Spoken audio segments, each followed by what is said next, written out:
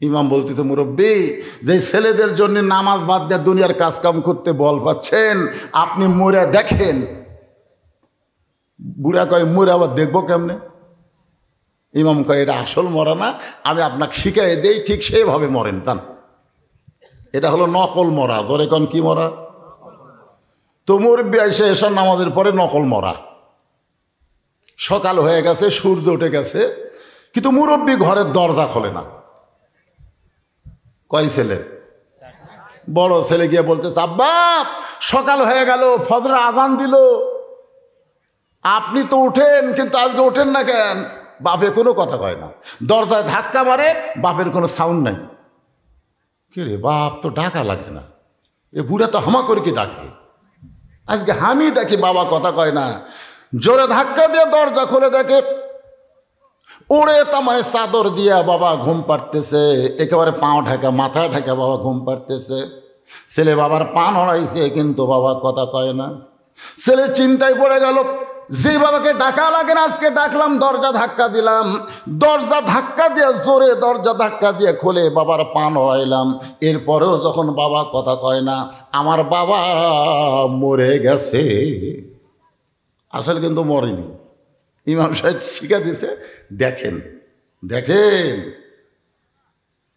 আর আরো 3 ভাই বাড়া আছিল, ডাক দিছে, ভাইরা তাড়াতাড়ি ঘরের মধ্যে আয়, বাবা মরে গেছে। সঙ্গে সঙ্গে আরো 3 ভাই ঘরের মধ্যে ঢুকে, এক ভাই বলতেছে, বুড়া মরল, কিন্তু গন্ডগোল লাগা দিয়া মরছে। বুড়া মরল, কিন্তু কি লাগা দিয়ে মরল? আমরা 4 ভাই, জমি কিনা লাগতো 40 বিঘা, কিন্তু বুড়া 39 বিঘা জমি কিনে দেয় মরে গেল। কে বুড়া মরবো মর, আর 1 বিঘা কিনে দেয় মর, আমরা 10 বিঘা করে পাইতাম। এক ভাই বলতেছে, খালি জমির দিক দিয়ে গন্ডগোল লাগাই নেই, বুড়া ঘরের দিক দিয়েও লাগাছে। ঘর বানান লাগতো 8টা, 2টা করে পেতাম, কিন্তু 7টা ঘর বুড়া বানাতে মরে গেল। কে বুড়া মরবো মর, আর একটা ঘর বানাই মর, আমরা 2টা করে পেতাম। আসলে কি বুড়া মরছে? এক ভাই বলতেছে, আর আফসোস করে লাভ নাই রে, আর জমিও পাওয়া যাবে না, ঘরও পাওয়া যাবে না, আর আফসোস করিস না রে, দেখছেন বাপ মরছে, ওই দিয়ে কোনো আফসোস নাই, আফসোস হলো আর জমি পাওয়া যাবে না। এক মেয়ে আমাকে এলাকায় কাঁদতেছে, আমার বাবা মরে গেছে রে, মরার আগে খাট দিবার চাছিল, সে খাট আমাকে দিবি কে, আমার বাবা মরে গেছে রে। তখন বড় ভাই যা বলতেছে, মরে গেছে আর কান্দিস না বোন, যে খাট আমার বাপ দিবার চাইছিল ওই খাট আমি কিনে দেব। তখন আমার মেয়েটা কাঁদতেছে, আমার বাবা মরার সময় খাট দিবার চাইছিল, সেই খাট আমাক বড় ভাই দিবে, এখন খাটে তোষক বালুস দিবি কে, আমার বাবা মরে গেছে রে। আর এক ভাই যা বলতেছে, বড় ভাই যখন খাট দিছে আমি তোষক আর ল্যাপ দেবো, আর কান্দিস না। তখন সাইড এসে বলতেছে, বুড়া হলে তো মানুষ মরবি, এই শালা আফসোসে কাঁদ দিচ্ছে।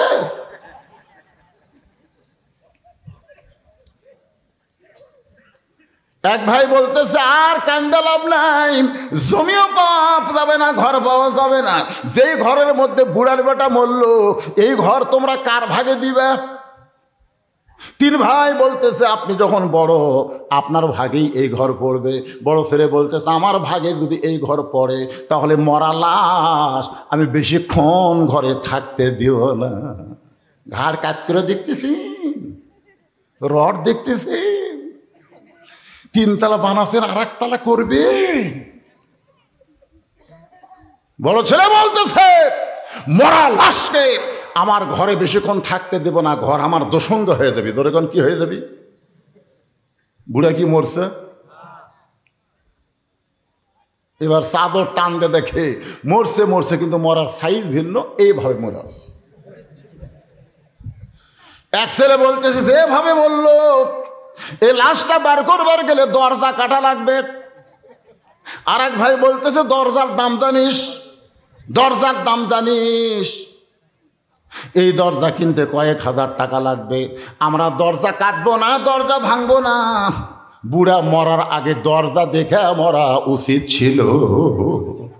কি দেখে মরা উচিত ছিল? কথাতে খেয়াল করে, কি দেখে? তো দরজা আঁটো সাঁটো আর বুড়া ওষার হয়ে মরল। এই দরজার দাম আছে, দরজা কাটা যাবে না।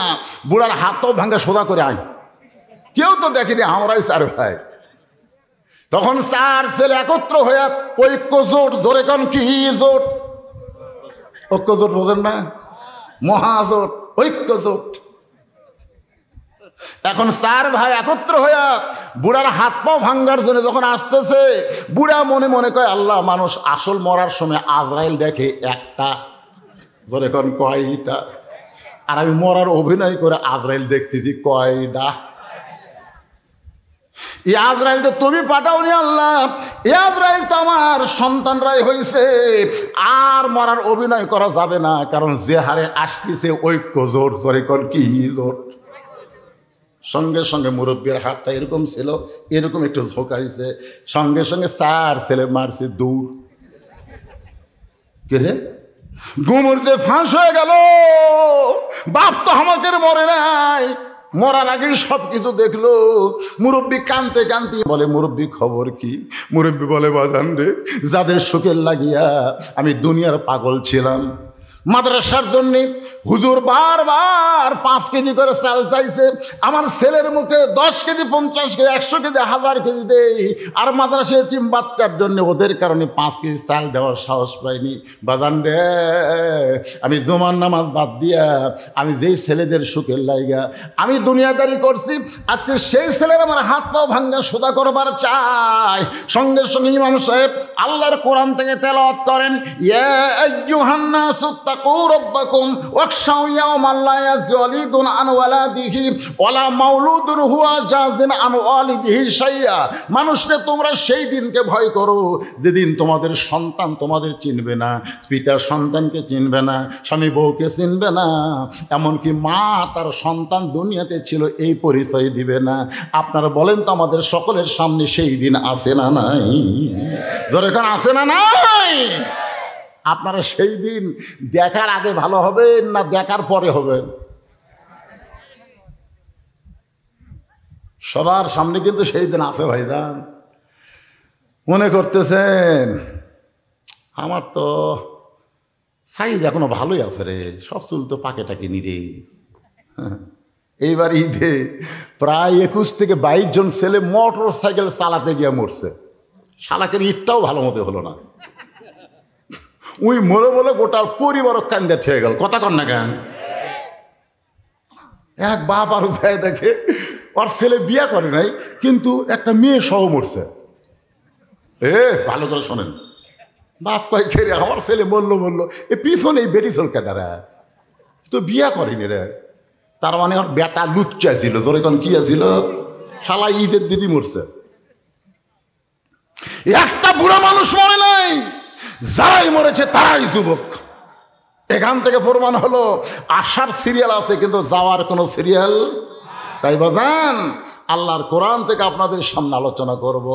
আল্লাযী খালাকাল মাউতা ওয়াল হায়াতা লিয়াবলুয়াকুম আইয়ুকুম আহসানু আমালান ওয়া হুয়াল আজিজুল গফুর।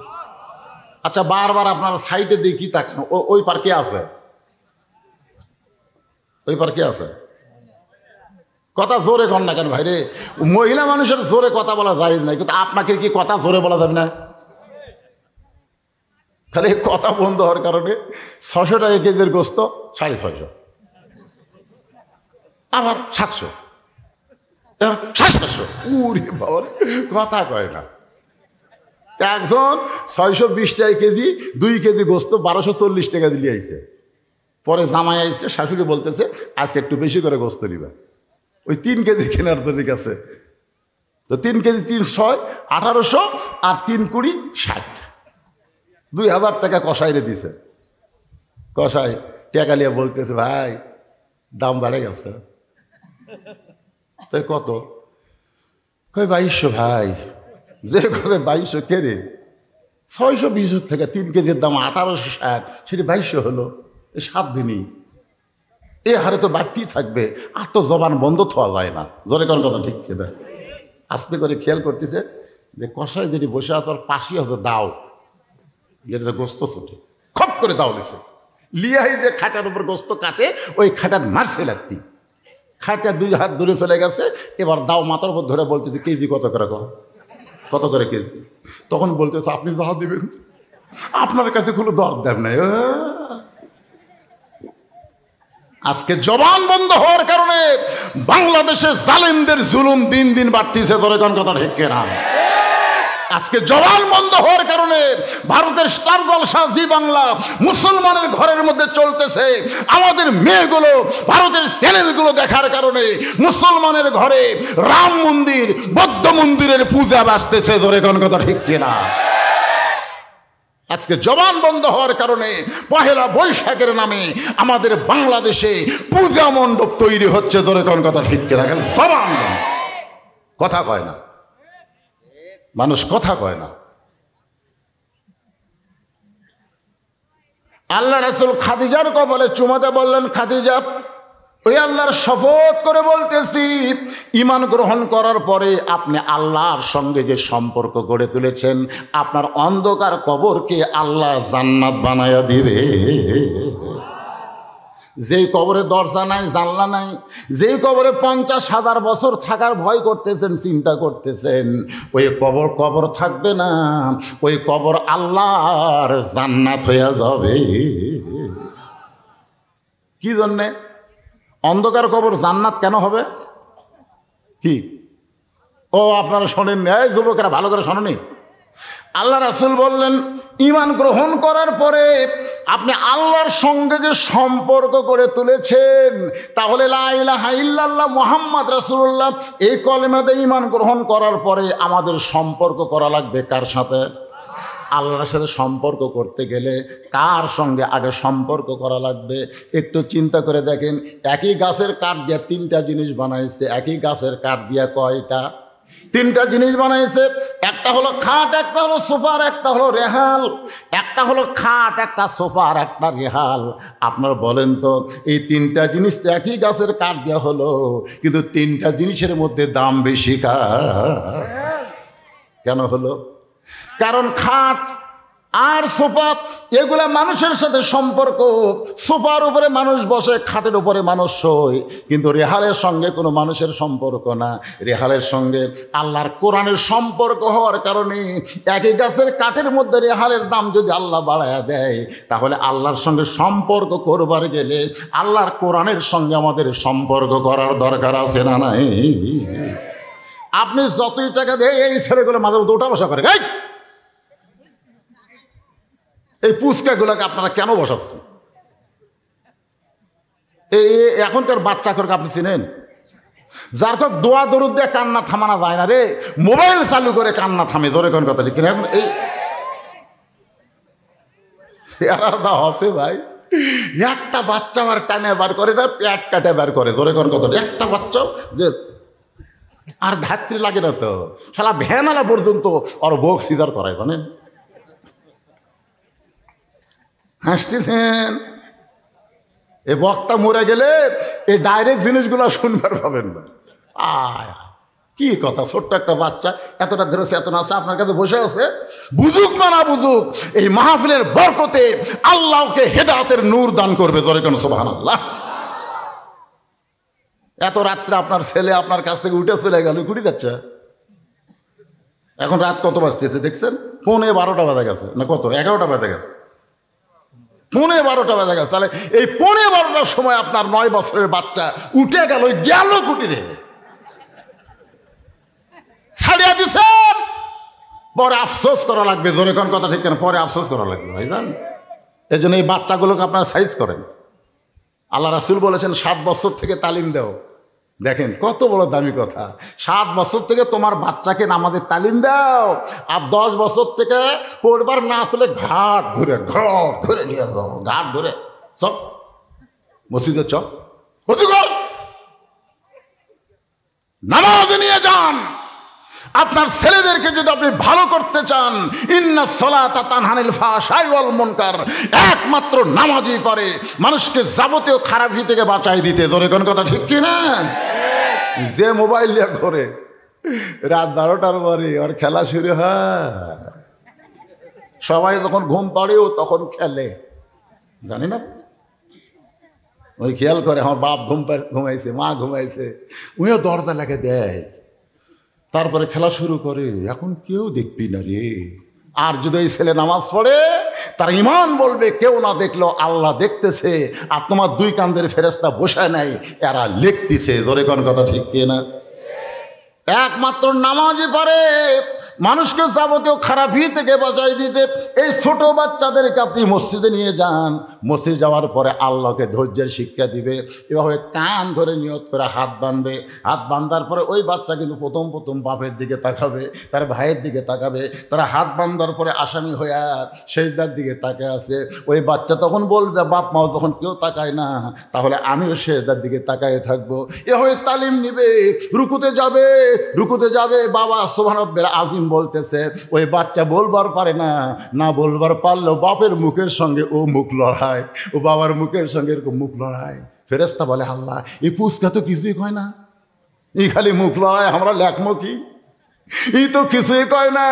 আল্লাহ বলে, বাবার সঙ্গে মসজিদে এসে, দাদার সঙ্গে মসজিদে এসে মুখ লড়াইতেছে, ওইটা নামাজের মধ্যে কবুল করে নিলাম। শুধু নামাজের কবুল না, ফেরেশতা কয় আল্লাহর বয়স হলো 7 বছর, এর তো নেকি পাপ লেখার উপায় নাই, তাহলে কার আমল নামায়? আল্লাহ বলে, যেই বাপ সন্তানকে মসজিদের মধ্যে নিয়ে আসলো, ওই বাবার আমল নামায় লেখো বাবা জান্নাতি। তাহলে আপনি বাবা হিসাবে সন্তানকে কোরআনের মাহফিলে নিয়ে আইছেন, ওই সন্তান আপনার কাছে বসে থাক, বুঝুক মানা বুঝুক, একটু চেষ্টা করার দরকার আছে না নাই? দরকার আছে না নাই? মনোযোগ দিয়ে শুনবেন।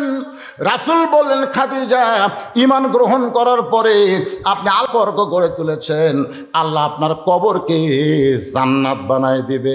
আপনারা বলেন, কবর যদি জান্নাত হয়ে যায়, আমাকে আর কোনো টেনশন আছে? এখন টেনশন আছে নাকি? আমরা তো গজল গাই, এমন আজাব দিবে রে ভাই, কবরের ওই মাটিতে গলা ফেটে রক্ত ঝরবে, চিৎকারের ওই চোটেতে, ডানে কবর বামে কবর। এগুলা কি মিথ্যা কথা? তাহলে সবাই বলেন, ডানে কবর বামে কবর, নিচে কবর আছে যে, উপর দিকে চাইয়া দেখো বাঁশের ছাউনি দিছে কে। কিন্তু যেদিন ডাক পড়িবে, কবর মাঝে যাইতে, জোগাড় কিছু করছো বন্ধু তার মাঝে বিছাইতে। কবরের পাথর জোগাড় করতে গেলে আমাদের 5 ওয়াক্ত নামাজের দরকার আছে না নাই? দরকার আছে না নাই?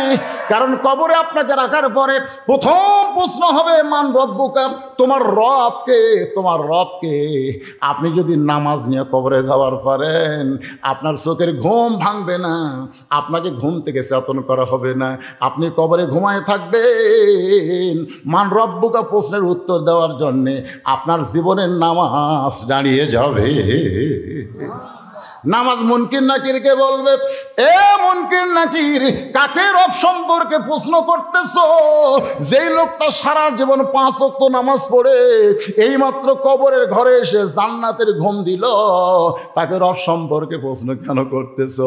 মুনকির নাকির রে, মসজিদের মধ্যে গিয়া নামাজের নিয়ত করার পরে যে লোকটা বলেছে আলহামদুলিল্লাহি রাব্বিল আলামিন, রুকুতে গিয়া যে লোকটা বলেছে সুবহান রাব্বিল আযীম, সেজদায় গিয়া যে লোকটা বলেছে সুবহান রাব্বিল আলা, সারা জীবনে কত ওয়াক্ত নামাজ পড়লো, কত রাকাত নামাজ পড়লো, আর কতবার রব রব বলে জিকির করলো, এখন কবরে আসার পরেও তাকে আবার রব সম্পর্কে প্রশ্ন করো। তোমাদেরকে শরম নাই? তোমাদেরকে লজ্জা নাই? মুনকির নাকির বলবে, আল্লাহ তোমার বান্দাকে রব সম্পর্কে প্রশ্ন করি, আর নামাজ যে হারে উত্তর দেয় আমরা কি করব? আল্লাহ বলে, মুনকির নাকির রে, আমার যেই বান্দা বান্দি নামাজ নিয়ে কবরে আইছে, তাদের রবের উত্তর হয়ে গেছে। এখন কারা কারা এসে নামাজ পড়েননি?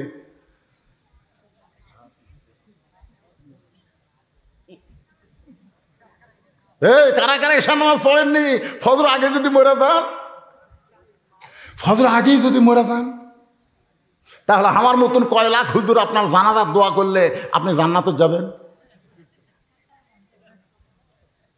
বুখারী শরীফের হাদিস, রাসূল বলেছে, বাইনাল আবদি ওয়াল কুফরি তরকুস সালাত। বান্দার কাফের মধ্যে পৃথক করার জিনিসটার নামই হলো নামাজ। যে নামাজ পড়ে সে আল্লাহর বান্দা, আর যে নামাজ পড়ে না ডাহা কাফের। আমি যেই বলবো বেনামাজি, আপনারা 60টা বলবেন কাফের। বলতে পারবেন না ভাইজান? কি মন খারাপ করতেছেন? আরে পেশা পড়েননি, নিয়ত করেন ফজর থেকে পড়বো। খালি নিয়ত করেন যে ফজর থেকে আর নামাজ ছাড়বো না। আল্লাহ বলে নিয়ত করার সঙ্গে সঙ্গে সারা জীবন যত নামাজ পড়িস নাই, না পড়ার পাপ আমি আল্লাহ মাফ করে দিলাম। তাহলে নিয়ত করার দরকার আছে না নাই? যারা পড়েন নাই, মা খাদিজা আল্লাহর সঙ্গে কি সম্পর্ক করছে সেইটা পরে বলার আগে আমি আপনাদেরকে নামাজের কথা বলতেছি। ভাইজান একটু মনোযোগ দিয়ে শুনতে হবে। ইমানের পরে 1 নম্বর নিয়ে আমলের নাম হলো নামাজ। জোরে বলেন নাম কি? সবাই কর না কেন, নাম কি? পুরুষের জন্য নামাজ। কিন্তু পর্দার মধ্যে আমার যে সমস্ত মা বোনেরা বসে আছে, ঈমান গ্রহণ করার পরে তাদের 1 নম্বর আমল কিন্তু নামাজ না, তাদের 1 নম্বর আমলের নাম হলো পর্দা। জোরে বলেন নাম কি? আরো জোরে। আচ্ছা, আপনাদের বাহাদুরপুর গয়েশপুর এলাকায় মা বোনদের পর্দার খবর কি? ফাটাফাটি?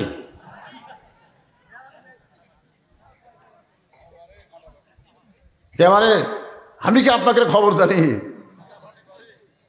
এক মসজিদে বক্তা কালেকশন করতে ভাই, 1 তলায় মুসল্লি ধরে না, এই জন্য মসজিদ 2 তলা করা লাগবে, আল্লাহ রাস্তার দান করেন। সঙ্গে সঙ্গে মুয়াজ্জিন বলতেছে ভুয়া কথা, ভুয়া কথা।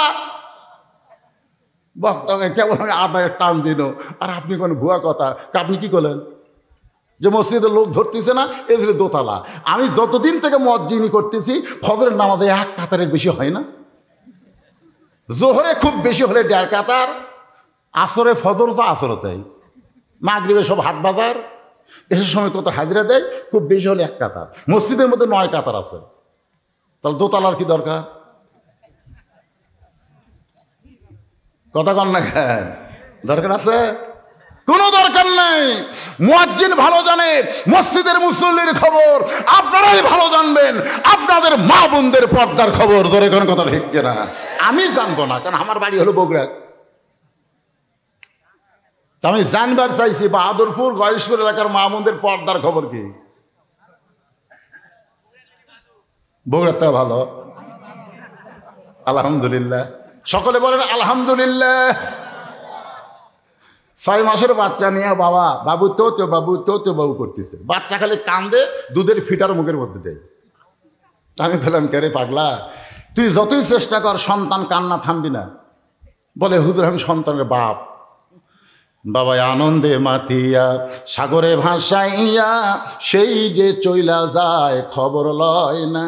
মাজন ধরিয়াই উদরে কতই কষ্ট করে, 10 মাস পরে পায় প্রসবের বেদনা। এমন দরদি ভাবে কেউ হবে না আমার মা গো। এই বাচ্চা ওর মায়ের কাছে নিয়ে যায়, তখন বলছে হুজুর এর মা তো নাই। আমি বললাম ইন্নালিল্লাহ, কবে মরছে ভাই? মরেনি হুজুর। মরার কথা কন কেন? তো নাই কেন? বলে আমার কোলে বাচ্চা দিয়ে তার মাও মার্কেটত গেছে। আমি যত জিনিস কিনা দেই একটাও পছন্দ করে না, যেটাই দেই এটা একটা কাপড় হলো। তো নিজের কাপড় নিজের সব কিছু কেনার জন্য নিজেই গেছে। আমার এই বাচ্চা দিয়ে গেছে, যে বলে লক্ষ্মীটি। মেয়েরা কিন্তু দেখবেন কাজে কামে স্বামী খুব আদর করে, লক্ষ্মীটি খালি 2 ঘন্টা চেক দাও। আমি বললাম তুমি তো পারতেছো না, এই বাচ্চাটা মায়ের সঙ্গে দিল্লি তো চলে যেত মার্কেটে।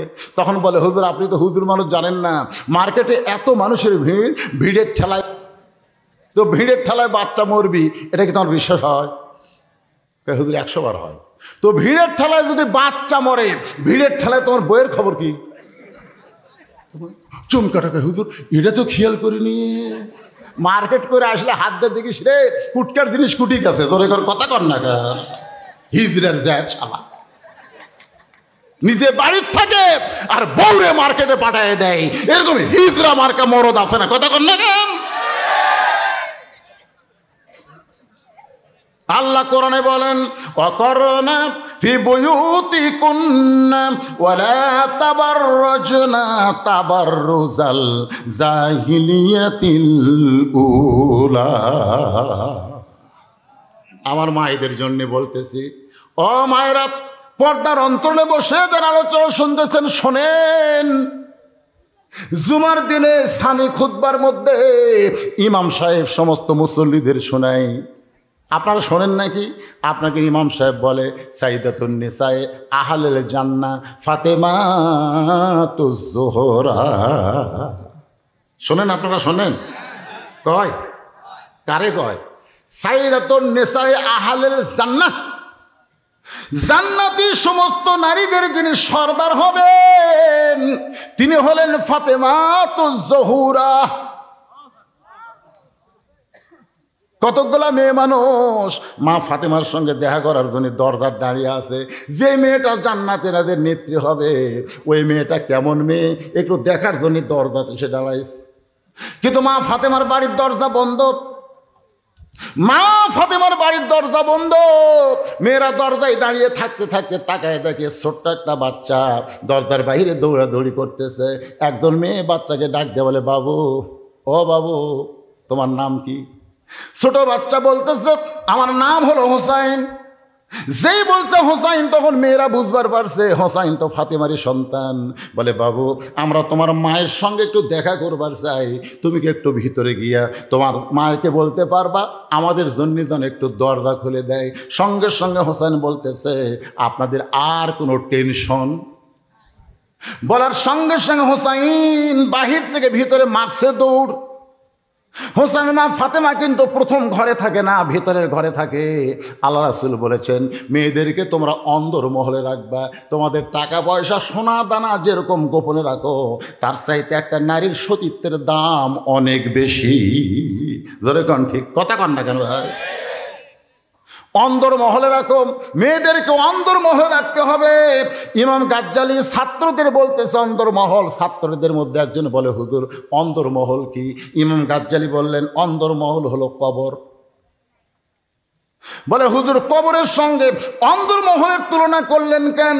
ইমাম গাজ্জালি বলতেছে, কবরের মধ্যে একজন মেয়ে মানুষ মারা গেলে যেমন সবাই লাশ ধরে নামাতে পারে না, কবরের মধ্যে একটা মেয়ে মানুষ যখন যাবার চায় সব পুরুষ কি তাকে ধরে নামাবার পারবে? যে সমস্ত পুরুষ মানুষ মেয়েদের লাশ কবরে নামাতে পারবে ওই সকল পুরুষ মানুষ শুধু অন্দরে ঢুকতে পারবে, অন্য কোনো পুরুষ ঢুকতে পারবি না। এখন শালি মরে গেলে দুলা ভাইকে লাশ ধরে কবরত নামার পারবি? তাহলে শালির বাড়ির দুলা ভাই ঢুকতে পারবি? কথা কয় না রে, পারবি?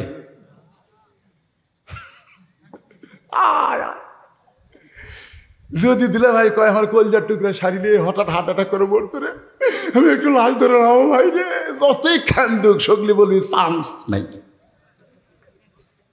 শালির লাশ স্পর্শ করা দুলা ভাইয়ের জায়েজ না। দুলা ভাই সাইডে মুচকি মুচকে হাসে। একজন বলে, হাসেন কেন? বলে, হাসার কারণ হলো হারাম কখন হয়। ই যখন জেতায় ছিল আমার হুন্ডার পাশে চড়ছে, হাইড্রোলিক ব্রেক ধরছি, ওই আকসাপিয়া ধরছে, তখন এক শালা হারাম কয়নি। আর আজকে মরে গেছে হারাম হচ্ছে, তখন একজন বলতেছে বাংলাদেশে মল্লি পর্দা সাইড হয়। মল্লি পর্দা কি হয়? 5 কাপড় দিয়ে দাফন করা হয়। জীবিত অবস্থায় পাড়ার সব লোক তার ছিঁড়ে, মরার পরে তার লাশটা আবার চাদর দিয়ে ঢাকা রাখছে, খাটনি সহ চাদর দিয়ে ঢাকা রাখছে। ফেরেশতা বলতেছে, আল্লাহ 5টা কাপড় দিল আবার চাদর দিয়ে খাটনি ঢাকলো, এইটা কেন করতেছে? আল্লাহ বলে, বেঁচে রাখতে গোটা পাড়ার সব লোক জানে, আর মরার পরে চাদর দিয়ে ঢাকা রাখছে। ওই দেশের নাম হলো বাংলাদেশ রে। ওই দেশে জীবিত অবস্থায় মানে না, কিন্তু মরার পরে মান। মরার পরে 70 কাপড় দিয়ে কোনো লাভ আছে ভাই? কতক্ষণ লাভ আছে? কোনো লাভ নাই। একবারে হুসাইন দৌড়ে গিয়ে মায়ের ঘরের দরজায়, মা ফাতেমার ঘরের দরজায় যেই মাত্র হোসেন দাঁড়াইছে, ওই ঘরের মধ্যে হযরত আলী তখন আল্লাহর কোরআন তেলাওয়াত করতেছে। যিনি কোরআন তেলাওয়াত করতেছে তার নাম কি? হে জোরাকান তার নাম কি?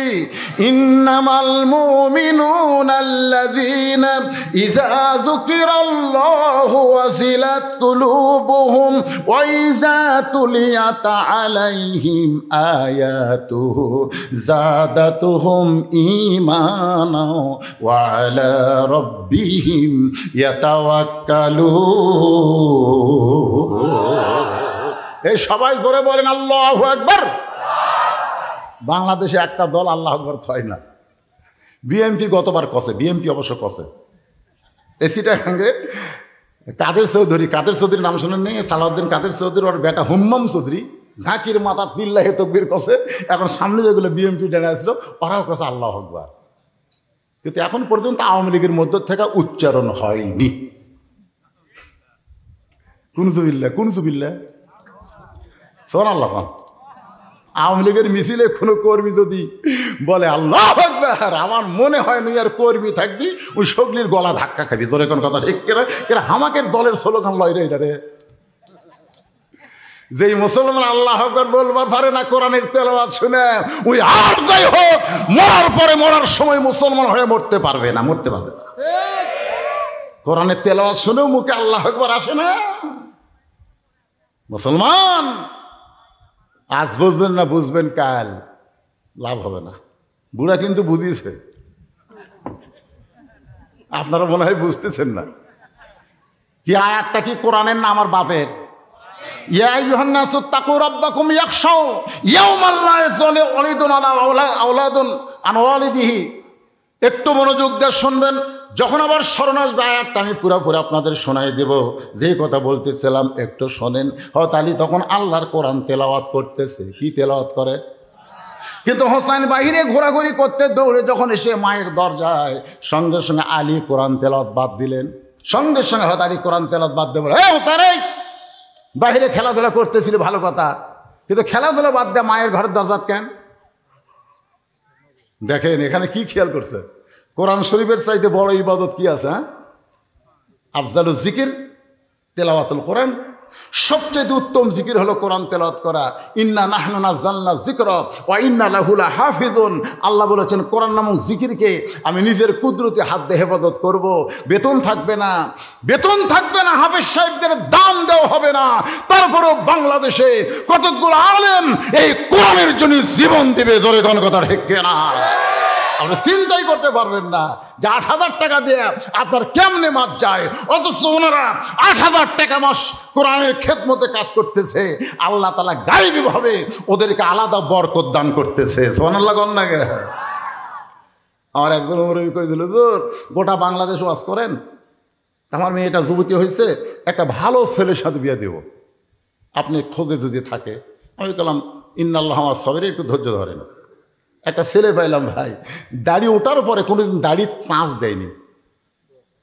কথা কয় না কেন?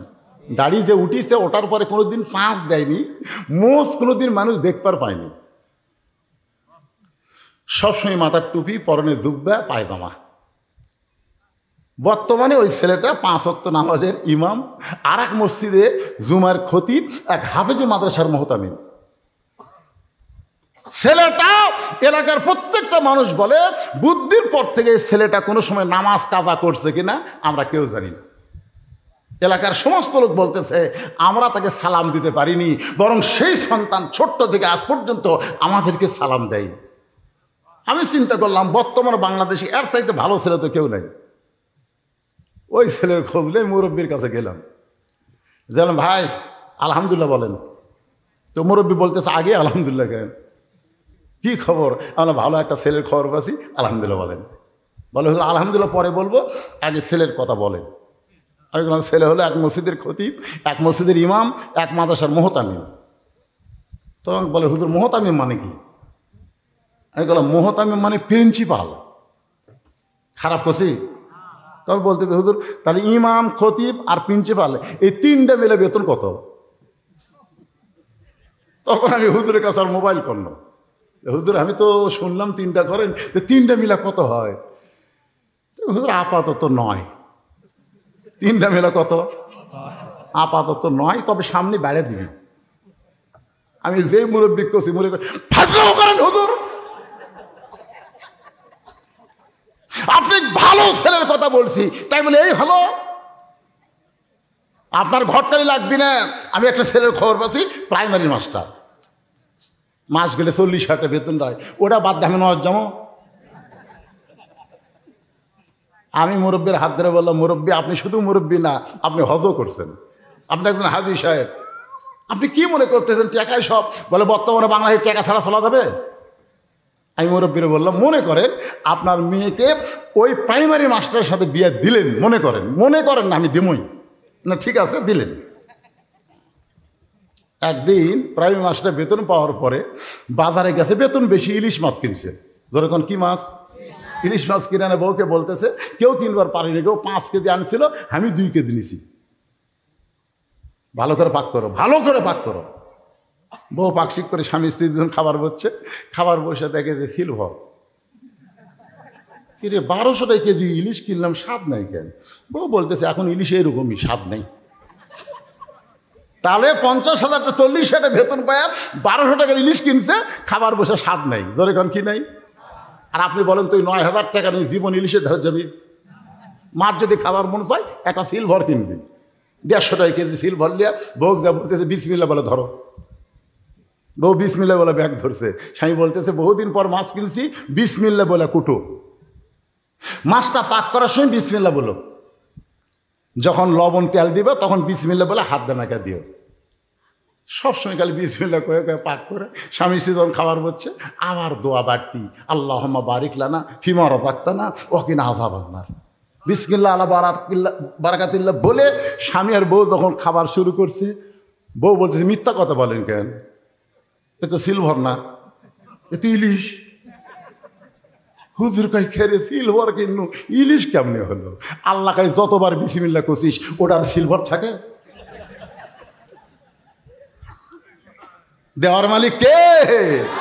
আজকে হুজুরদের বেতন কম, তারপরে হুজুররা মদিনার আতর দিয়ে হাঁটে। ধরে কোন কথা ঠিক কিনা? সবাই লাখ টানি, কে গেল রে, কে গেল রে, মাদ্রাসার মহতামি। ও রে বেতন কম কিন্তু আতর ছাড়া হাঁটে না। হেডমাস্টার এখন বেনসন খায়, বেনসন। তখন লাখ কে গেছে রে, মানে দুর্গন্ধ। এই শালা সিগারেট বিড়ি যারা খায় এরা বোক সুবা খাবারও পারে না। তোর কোন কথা ঠিক না? খাবার গেলে বউ আগে লাখ ধরে তল দিক দিয়ে দেও গো, উপর দিকে আসো।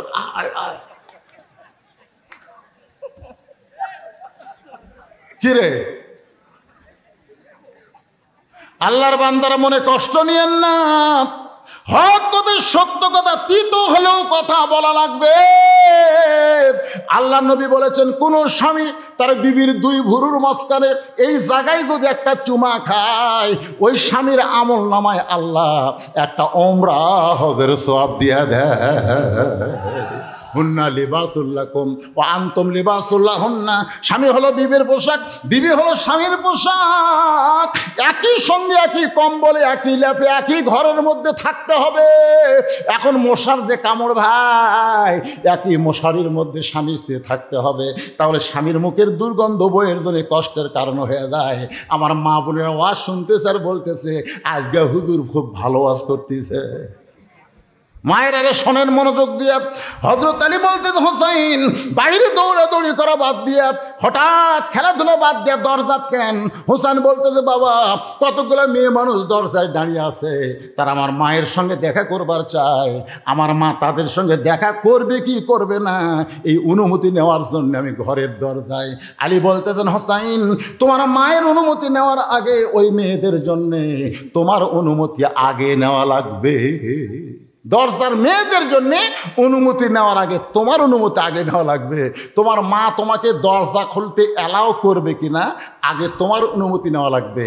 কারণ তোমার বয়স কত? হোসেন বলতেছে বাবা আমার বয়স যে কত আপনি তো ভালো জানেন।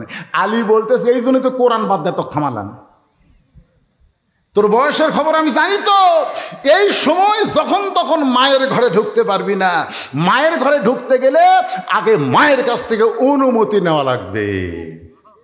দরজার মেয়েদের জন্য না, আগে তোরই অনুমতি লাগবে। তোমার বয়স হলো 4 বছর, জোরে কোন কয় বছর? জোরে কোন কয় বছর? 4 বছরের একটা বাচ্চা যখন তখন মায়ের ঘরে ঢুকতে পারবে না, 2 বছর পর্যন্ত পারবে, কারণ 2 বছরের বাচ্চারা কিছুই বুঝবার পারে না, খালি দেখে ঠিকই বোঝে না। এই জন্য রাসূল বলেছেন তোমার বাচ্চার বয়স যদি 2 বছর হয় তাহলে বাচ্চার সামনে তুমি বউকে আদর করো, চুমা খাও, তোমার বাচ্চা কিছুই বুঝবার পারবে না। কিন্তু 2.5 বছর বয়স হইলে ওই বাচ্চার সামনে তোমার বউকে আদর করো না, কারণ বাইরে এসে বলতে পারে আমার বাবা মাকে চাপায় ধরছিল রে, জোরে কোন কথা ঠিক কি না? তোমার বয়স হলো এখন 4 বছর, এখান থেকে ফতুয়া নেওয়া লাগবে।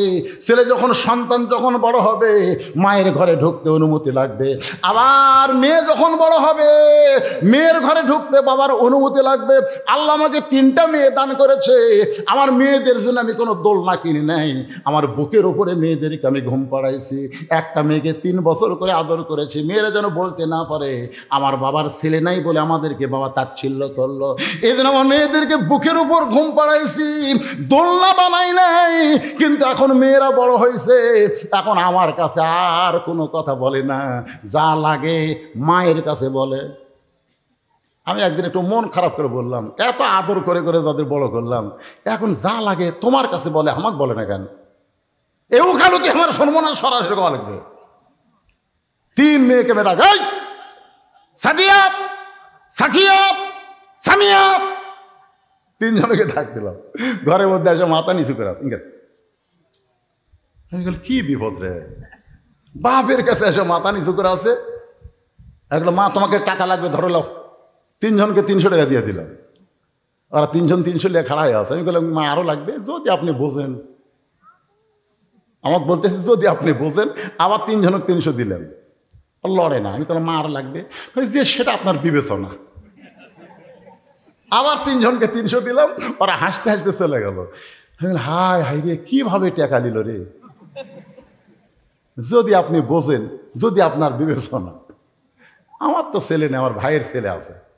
আর বড় ভাইকে বললাম কে ভাই, আমার মেয়েরা তো এরকম টাকা চায়, কত টাকা লাগবে কয় না, আমি দিলে তো তোমার ছেলের খবর কি? আমার ভাই রাগ করে বলতে শালার লাগবে 106,000। এখানে এইভাবে বলতেছে শালার লাগবে 106,000। আমি তখন বললাম আল্লাহ রে, আমার বেটা না দেওয়াই ভালো হচ্ছে, তোর এখন কথা ঠিক না? মেয়েরা যে কত ভালো, যারা মেয়ের বাবা তারা বুঝতেছে। আমার মায়েরা পর্দার অন্তরে একটু মনোযোগ দিয়ে শোনেন। যদি মেয়ে বড় হয় তখন মেয়ের ঘরে ঢুকতে বাবার অনুমতি লাগবে, আবার মায়ের ঘরে ঢুকতে অনুমতি লাগবে। ছেলে যদি বয়স হয়ে যায়, হোসেনের বয়স 4 বছর, আলী বলতেছেন এখন তোমার মায়ের ঘরে তোমার ঢোকার দরকার নাই, বরং তুমি আমার কাছে আসো। হোসেনকে বললেন তুমি আমার কাছে আসো। 4 বছর হোসেন বাবার কাছে যেই মাত্র দাঁড়াইছে, সঙ্গে সঙ্গে হঠাৎ আলী বলতেছেন ধর। আমার দিকে তাকায় দেখেন, ধর। কি ধর? আর ধরে কান কি ধর? হোসেন বলতেছে দেন। যেই কষে দেন, আলী তখন আসানের দিকে তাকায়, আল্লাহ রে এটা কি রে? আমি বলছি ধর, ওই কয় দেন। 4 বছরের মাসুম বাচ্চা আল্লাহর কোরআন ধরতে পারে, আর আমাকে বাচ্চারা মোবাইল ধরে, আকডুম বাকডুম ঘোড়াডুম ঢাক ঢোল ঢাঁদর বাজে, এই মিথ্যা শিক্ষা ধরে। জোরে কথা কন না কেন? এই কোরআন ধরবারে গেলে যোগ্যতা কি? 1 নম্বর যোগ্যতা হলো লা ইয়ামুসসুহু ইল্লাল মুতাহহারুন। ততক্ষণ পর্যন্ত কোরআন ধরতে পারবা না যতক্ষণ তুমি পবিত্র না হবা। হোসেনের বয়স কত? দেন। ওমর ফারুক বললেন রাসূলুল্লাহ, জোহরের 4 রাকাত ফরজ নামাজের প্রথম রাকাতে সেজদায় প্রথমে আপনি 3 বার সুবহান রাব্বিল আলা বলার সুযোগ দিলেন, কিন্তু দ্বিতীয় সেজদায় গিয়া আমরা 100-র বেশি সুবহান রাব্বিল আলা বললাম, তারপর আপনি সেজদা তুললেন না। দ্বিতীয় রাকাত ঠিকই পড়ালেন, তৃতীয় রাকাত ঠিকই পড়ালেন, চতুর্থ রাকাত তো ঠিকই পড়ালেন, কিন্তু প্রথম রাকাতে দ্বিতীয় সেজদা এত লম্বা সেজদা দিলেন, 100 বার সুবহান রাব্বিল আলা বলার পরেও সেজদা তোলেন না। আল্লাহ রাসূল চোখের পানি বের করে বলেন, ওমর প্রথম সেজদা দেওয়ার পরে দ্বিতীয় সেজদা সুবহান রাব্বিল আলা 3 বার বলে আমি যখন তুটপার চাই, এমন সময় 2 পবিত্র, এমন সময় 2 পবিত্র আমার পিঠের ওপর চড়ে বসলো। তারা এমনভাবে বসে আছে, আমি নামাজ পড়া অবস্থায় তাদেরকে পিঠ থেকে নামাবার চাই, কিন্তু নামাজের মালিক আল্লাহ ডাকতে বলে হাবিব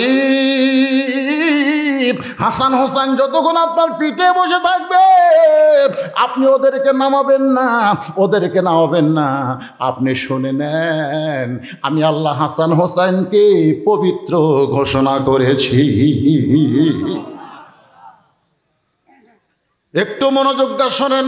হোসেনের হাতে আল্লাহর কোরআন দিয়ে হযরত আলী চলে আইছে দরজায় আসার পরে দরজা খুলতেছেন। আপনারা বলেন তো, বইয়ের ঘরে স্বামী যদি ঢোকে তাহলে কি অনুমতির দরকার আছে? কথা কয় না, অনুমতির দরকার আছে? কোনো অনুমতি লাগবে না, কারণ আল্লাহ কোরআনে বলেছেন স্বামী হলো বিবির পোশাক, বিবি হলো স্বামীর পোশাক। একজন পোশাকের মধ্যে দুইজন থাকতে পারবে, কোনো সমস্যা নাই। তাহলে বইয়ের ঘরে ঢুকতে হযরত আলীর তো কোনো অনুমতির দরকার নাই। নিজে দরজা খোলে যেই মাত্র ঘরে পা দিয়েছে তাকায় দেখে ফাতেমা বাম হাতে জাঁতা ঘুরাই আর ডান হাতে আল্লাহর কোরআন তেলাওয়াত করতেছে। হযরত লক্ষ্য করে দেখে বাম হাতে জাঁতা ঘুরাই আর ডান হাতে আল্লাহর কোরআন তেলাওয়াত করতেছে। সঙ্গে সঙ্গে হযরত আলীর জবান ফসকে বার হয়ে গেছে, বের করতে চাই নাই, কিন্তু ভিতরে যা আছে সেটাই তো বের হবে। জবান ফসকে বের হয়ে গেছে। রব্বানা পড়েন, রব্বানা আতিনা ফিদ দুনিয়া হাসানাতাও ওয়া ফিল আখিরাতি হাসানা। দুনিয়াতে যার বউ ভালো হবে আল্লাহ আখিরাতে তাকে জান্নাত দিয়ে দিবে। সুবহানাল্লাহ। ঘরের মধ্যে ঢুকা দেখতেছে কি পড়তেছে, আর বাম হাতে হায় হায়, আর হামাকের গুলা কি করতেছে। ঘরের মধ্যে ঢুকে দেখে স্টার জলসা জি বাংলা দেখতেছে। গয়েশপুর, বাহাদুরপুর। ফেরেশতারা রাত্রিবেলা যখন ঘরে, তখন আল্লাহ এটা হিন্দু এলাকা না মুসলমান এলাকা? তা আল্লাহ কয় কি মনে হয়? তো কয় মসজিদ আছে, মসজিদের পাশের বাড়িতে পূজার বাদ্য শোনা যাচ্ছে। কারণ কি? পূজার বাদ্য মানে স্টার জলসা দেখতেছে, ওর মধ্যে একটা হিন্দুকে নাটক, হরি হরি হরি হরি হরি। ফেরেশতা কয় আল্লাহ মসজিদের কাছে পূজার শব্দ, তার মানে এটা কি হিন্দুর বাড়ি? আল্লাহ কয় না, মুসলমানের বাড়ি। এখন এসব নামাজ পড়ে এলো, কিন্তু শালা মরদ এসা বললে কি হবে? আর মেয়েটা ভালো না, আর বউটা ভালো না, এই জি বাংলা দেখে। কি কি বলবেন? বউকে যখন জি বাংলা স্টার জলসা দেখা দেখতে কি কথা বল না কেন ভারে, কিন্তু করবেন না, কিছু করবেন না, মরেন মরেন। তারপরে বুঝবার পারবেন। একটু মনোযোগ দিয়ে শোনেন গো মা, মায়েরা রে, তোমাদের পায়ে ধরে বলতেছি মা, যে ভারত আমাদের 400 বছরের পুরাতন বাবরি মসজিদ ভাঙ্গা রাম মন্দির বানাচ্ছে, সেই ভারতের কোনো জিনিস আমরা গ্রহণ করব না।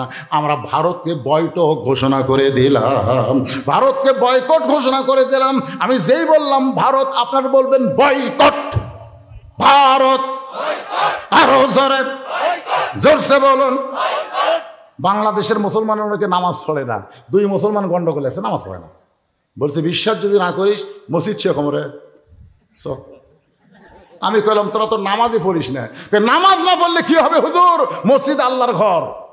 আপনাকে রে গ্রামে যদি মসজিদ কেউ ভাঙবার আসে দেখবেন নামাজের চাইতে বেনামাজের আগে জীবন দিবে। জোরে কোন কথা ঠিক কিনা? বাংলার মুসলমান মসজিদকে নিজের জীবনের চাইতে বেশি ভালোবাসে। আর সেই 400 বছরের মসজিদ ওরা ভাঙ্গা, ভারতে কি মন্দির বানানোর জায়গা নাই? এই যেরকম মন্দির বানানোর জায়গা আছে না নাই? কিন্তু অন্য জায়গায় মন্দির না বানায় মসজিদের জায়গায় মন্দির বানায় প্রমাণ করে দিল। আর যাই হোক, ভারত মুসলমানের বন্ধু হতে পারে? ভারত হলো আমাদের কি? সবাই যারা বলবেন না তারা মনে হয় ওই দেশের থেকে প্রোডাক্ট হচ্ছেন নাকি আপনারা? কতগুলো নেতা আছে ভারত আমাদের বন্ধু, তো বন্ধু তো মসজিদ ভাঙলো করে, এই শালা নামাজই পড়ে না। এতে কয়েকদিন আগে ওসামা আর ওই যে রাহুল দুইজন মিলে তারাবির নামাজ কয় রাকাত নিয়ে একটা ডিবেট হলো না? আপনারা মনে হয় জানেন, একটা বাস হলো তারাবির নামাজ 8 রাকাত না 20 রাকাত, 8 রাকাত না 20 রাকাত, এই নিয়ে একটা বাস হলো। সকালবেলা বলতেছে কে জিতলো রে, 8 রাকাতের দল না 20 রাকাতের দল, কোনটা জিতলো রে? একজন মাথা নিচু করে বলতেছে ভাই আমার এগুলো কোনো দরকার নেই, কারণ আমি নামাজই পড়ি না। যারা পড়ে তারকে 8 রাকাতের দরকার আছে, 20-এর দরকার আছে, কিন্তু আমি তো পড়ি না, আমার কয় রাকাত?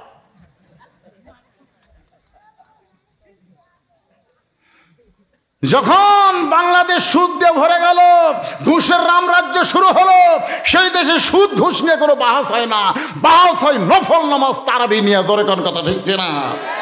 এরা কিন্তু ইহুদি খ্রিস্টানদের চক্রান্ত। তোরা এই নফলটা বাহাস কর, ওই সুযোগে আমরা ইসরায়েল বাইতুল মুকাদ্দাস দখল করি।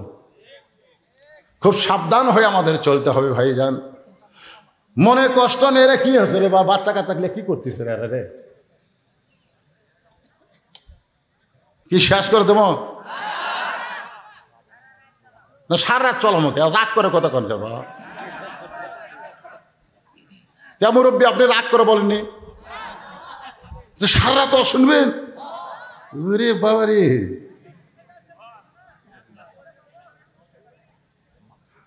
আল্লাহর বান্দার একটু মনোযোগ দিয়ে শুনবেন।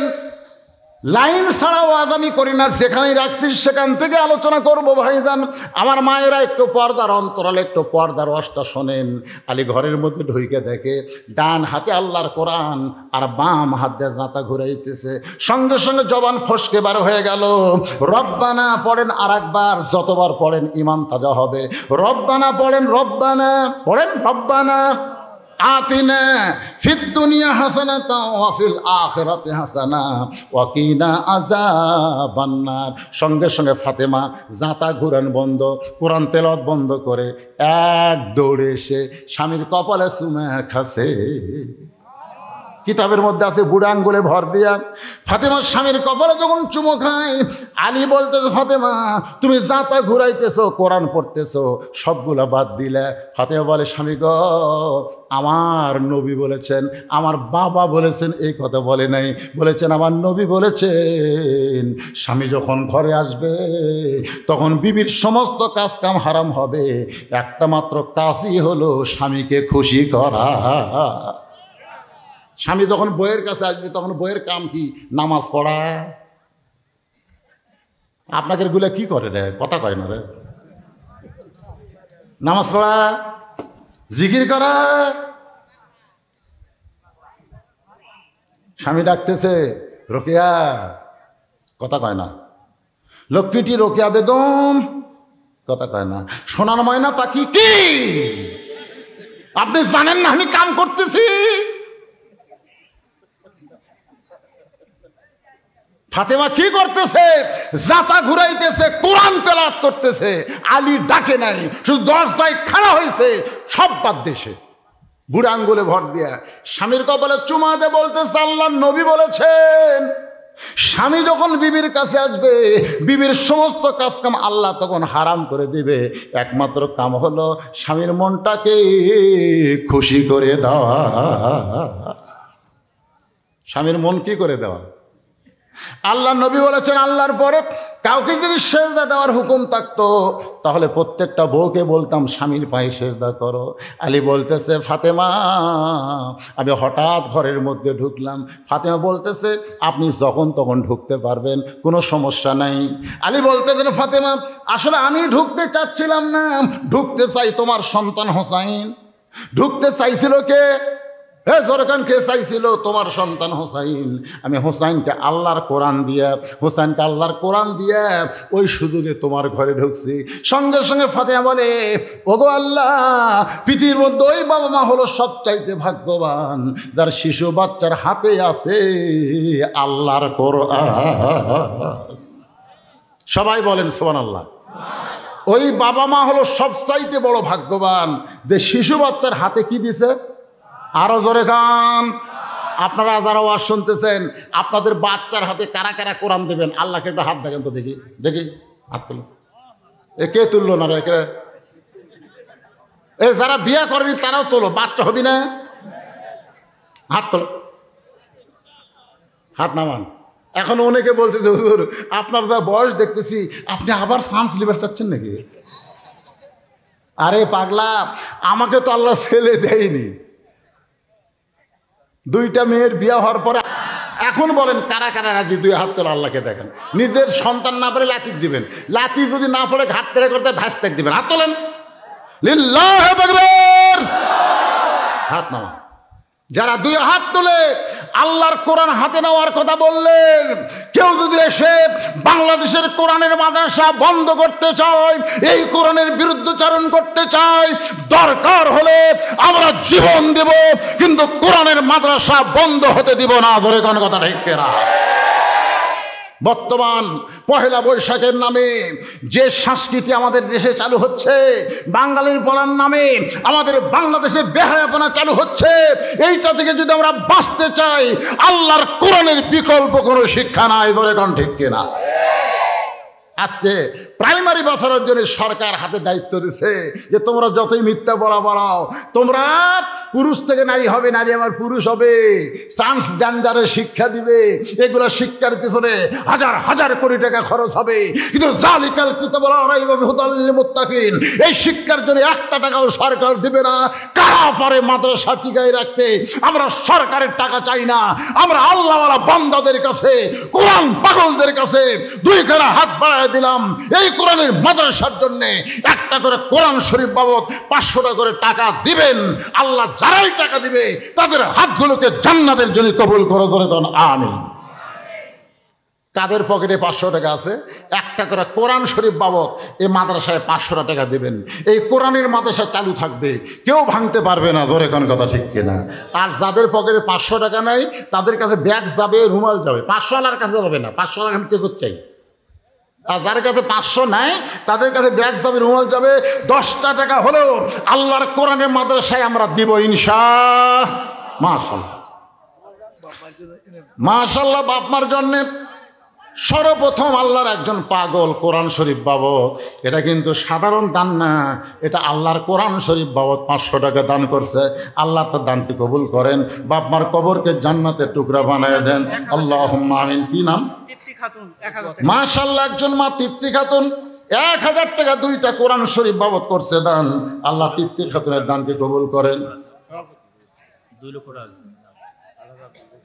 এত বড় দান যদি একজনই দেয়, তাহলে অন্য লোক দান করবে?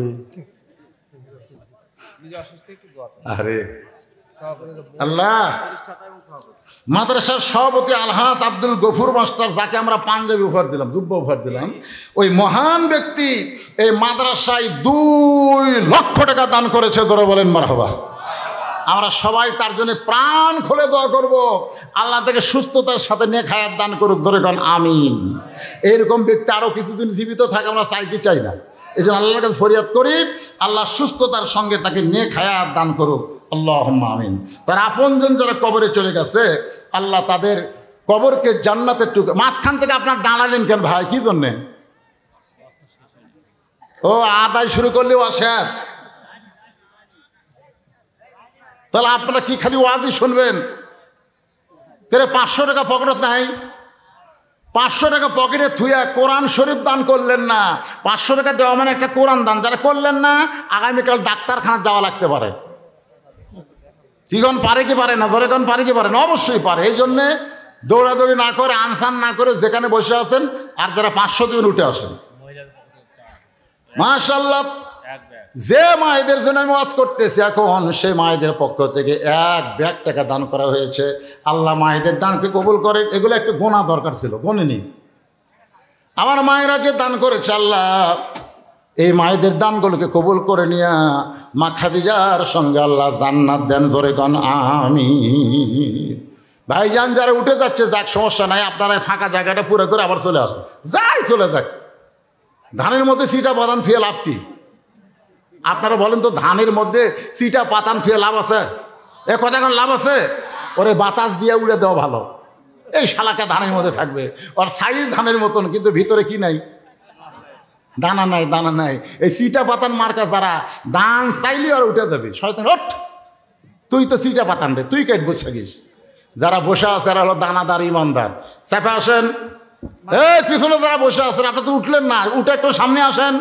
আসেন। আল্লাহ তোমার কোরআনের সম্মানে পিছন থেকে উঠে যারা সামনে বসতেছে, এই কোরআনের ইজ্জতে 1 বছর তাদেরকে যেন ডাক্তারখানায় যাওয়া না লাগে। জোরে কোন আমিন। আল্লাহর একজন বান্দা কোরআন শরীফ বাবদ এই ফাঁকে আমার হাতে 500 টাকা দান করে গেল। আল্লাহ দানকে কবুল করেন। আল্লাহুম্মা আমিন। এগুলো স্লিপ বলার আমার সময় নাই ভাই। হ্যাঁ, কোরআনের টাকা ছেড়ে যে 500 টাকা সেটাই কোরআনের জন্য আল্লাহ যেন কবুল করে নেয়। নাম হলো মোস্তাফিজুর রহমান, পাঠানপাড়া। কি দিছে? 500 টাকা বাকি। জবের এক কাম করছেন, 500 টাকা বাকি, তাও আর পড়া লাগবে, কয় দুটো পড়েন, এগুলো বাকি পড়বো না রে।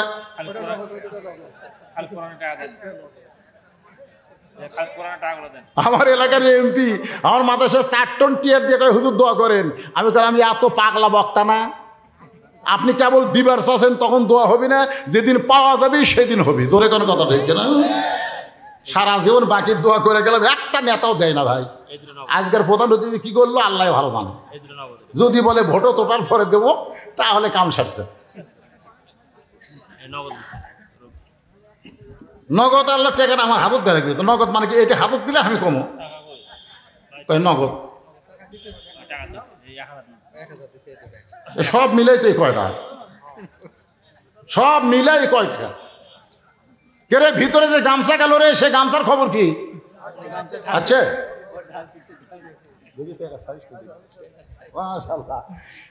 এক টোপলা ধরে বলেন মারহাবা।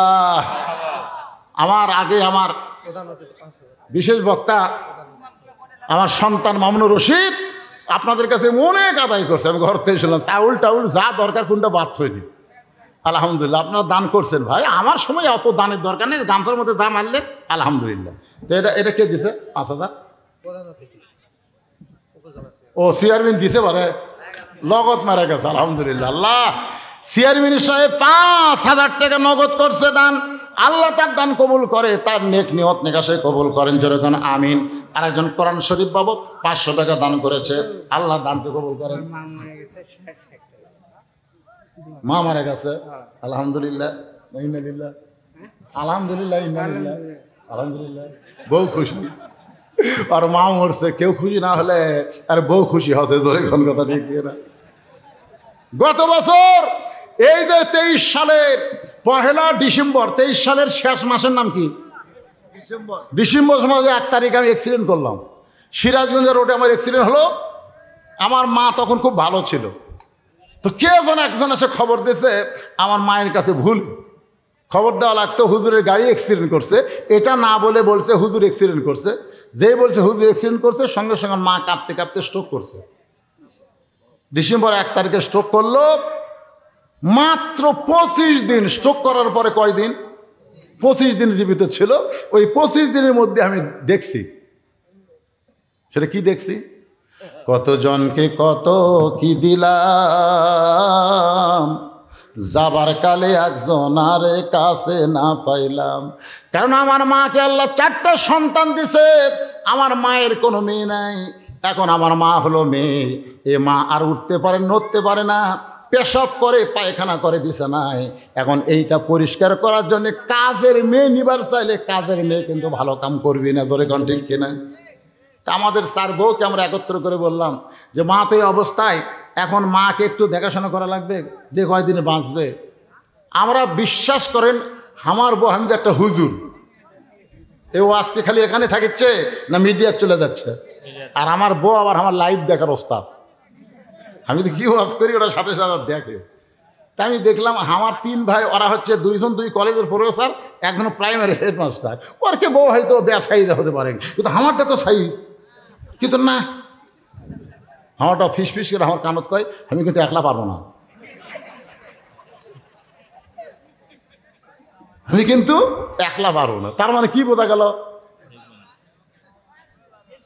আমি সঙ্গে সঙ্গে মায়ের কপালে যে চুমা খায় বললাম, মা তুমি কতদিন বাঁচবা আমরা জানি না, তবে শুনে নাও মা, তোমার কথা বন্ধ হয়ে গেছে, তোমার হাত বন্ধ, তোমার পা বন্ধ, তুমি বিছনায় পেশাব পায়খানা করবে। আমি কি করব? তোমাকে তো আল্লাহ মেয়ে দেয় নাই, আমি হুজুরের সন্তান, যতদিন বাঁচবো মা ততদিন তোমার খেদমত করব। কারণ বাপের পায়ের তলে জান্নাত নয়, মায়ের পায়ের তলে হলো জান্নাত। একটু মনোযোগ দেন। মাত্র 25 দিন পরে আমার মা দুনিয়া থেকে বিদায় নিল।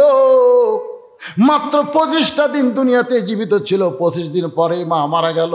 এই 25-এর মধ্যে চিনতে পারলাম আমার মার কে আপন কে হলো পর। আল্লাহর বান্দারা, যে কথা বলতেছি ভাইজান একটু মনোযোগ দিয়ে শুনবেন। মা মারা গেছে, ছেলে কিন্তু কষ্ট পাইছে, কিন্তু বউ কিন্তু মনে মনে খুশি। যাক, বুড়ির কোনো খেদমত করা লাগেনি রে, আমাদের বুড়ি তাড়াতাড়ি মরছে রে। বুড়ি সাউরত তার মা কয় না, বুড়ি পাগলা হোক, মা মরে গেছে। ভাবছেন আমার 70 টাকা দিছে রে, তাও দিছে। আরেকজন কোরআন শরীফ বাবদ বাপ মার ওহেন মারফাতে 500 টাকা দান করেছে আল্লাহ, 5000 টাকা। আল্লাহ তোমার একজন বান্দা, নাম হলো মোবারক হোসেন, সহকারী শিক্ষক, বালাতর উচ্চ বিদ্যালয়, 5000 টাকা দান করেছে। আল্লাহ তার দানকে কবুল করেন। আল্লাহ দানবীরের খাতায় নামটা লেখেন। জোরে বলে আমিন, জোরে বলে আল্লাহুম্মা আমিন। একটু মনোযোগ দিয়ে শুনবেন। হযরত আলী বলতেছে, ফাতেমা হুসাইনকে আল্লাহর কোরআন দিয়া আমি তোমার ঘরের মধ্যে ঢুকলাম, কারণ জানো? বলে কি কারণ? বলে দরজায় কতগুলা মেয়ে মানুষ দাঁড়িয়ে আছে, কতগুলা মেয়ে মানুষ দাঁড়িয়ে আছে যারা তোমার সঙ্গে একটু দেখা করবার চায়, তোমার সঙ্গে দেখা করবার চায়। ফাতেমা বলতে, স্বামী গো, মেয়েরা আমার সঙ্গে দেখা করবে, আমার কোনো আপত্তি, আমার কোনো আপত্তি নেই, কিন্তু আপনাকে কষ্ট করে পর্দার ব্যবস্থা করা লাগবে। আলী মুসকে মুসকে হাসের বলে, ফাতেমা তুমি কি পাগলি হয়েছ? মেয়েরা তোমার সঙ্গে দেখা করবে, এখানে কোনো পর্দার ব্যবস্থা লাগবে না, কারণ মেয়েরা মেয়ের সঙ্গে দেখা করতে কোনো পর্দা লাগে না।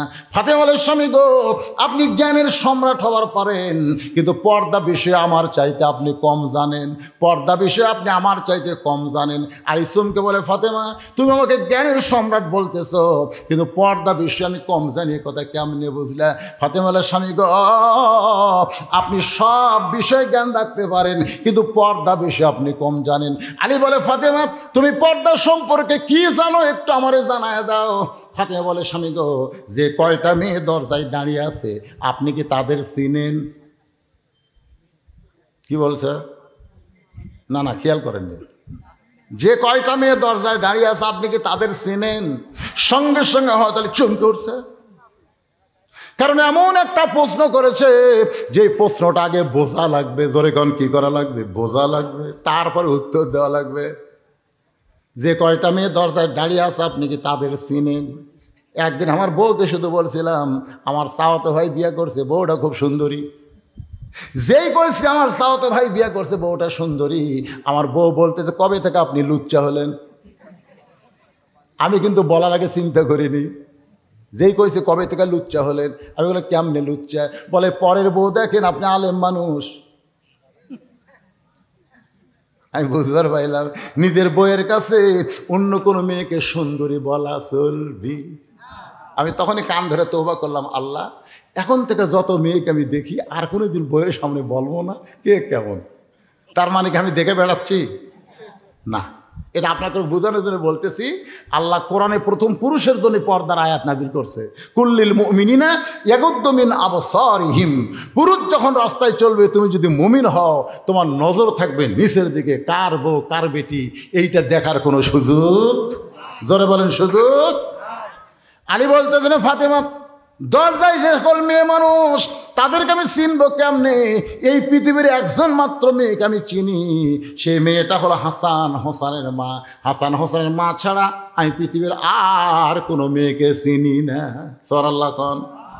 ফাতেমা বলে, স্বামী গো, যে কয়টা মেয়ে দরজায় দাঁড়িয়ে আছে আমি বলতে সবাই ভালো, সমস্ত মেয়েরাই ভালো, কিন্তু তাদের মধ্যে একটা যদি বেপর্দা মেয়ে হয়, যে কয়টা মেয়ে আমার সঙ্গে দেখা করবার আইছে তারা সবাই ভালো, সবাই কি, কিন্তু একটা যদি বেপর্দা মেয়ে হয়, বেপর্দা নারী যারা শয়তানের যানবাহন তারা। আমি যেই বলবো বেপর্দা নারী যারা, আপনার বলবো শয়তানের যানবাহন তারা। বলতে পারবেন না ভাইজান? বেপর্দা নারী যারা ব্রয়লার মুরগি তারা, বেপর্দা নারী যারা ব্রয়লার মুরগি তারা, বেপর্দা নারী যারা, বেপর্দা নারী যারা শিলা কলা তারা, শিলা কলা। আপনারা বলেন তো একই গাছের কলা, এক ঘাউর শিলা, এক গামলায় শিলা, এক গামলায় শোষাওয়ালা, আপনারা কোনটা নেবেন? ও, কলা খাওয়ার দিক দিয়ে আপনার খুব চালাক। কলার পর্দা না থাকলে আমরা কলা কিনবো না। তো বিয়ে করার সময় শিলাটা নেবেন। দেশি মুরগি আপনাকে দেখা মাত্র দৌড় মারবে। দেশি মুরগি আপনার কাছে থাকবে, কথা কন না কেন? দেশি মুরগি বোঝেন না গ্রামের যেগুলো মারবে দৌড়, আপনি তাকায় দেখেন তো ওর আজরা ফাজরা সব ফৌরে দিয়ে ঢাকা। আর ব্রয়লার মুরগির ফার্মত যায় দেখেন ওর কাছে খাড়া হয়ে লড়বি না, ওটি ঘুরবি ওটি। আপনি তাকে দেখেন আজরা মাজরা সব লাল করে থসে, ধরে কোনো কথা ঠিক আছে সব দাঁড়িয়ে সালা খাবার গেলেও স্বাদ নেই বারে ফ্যাস বেপর্দা কোনো দিন স্বাদ হয়?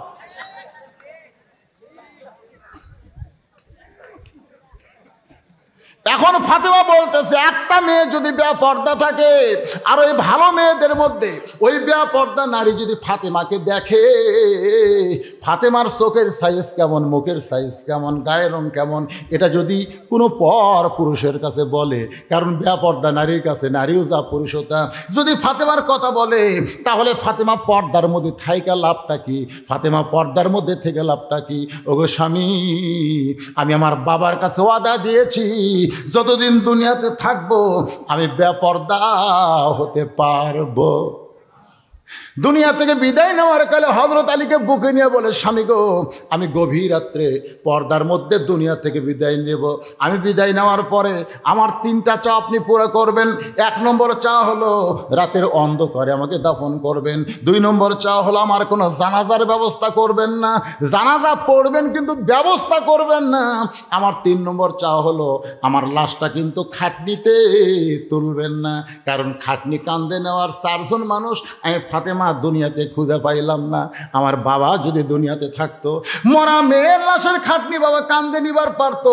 আমার হাসান হোসেন যদি বড় হইতো, মায়ের লাশের খাটনি কান্দে নিবার পারতো।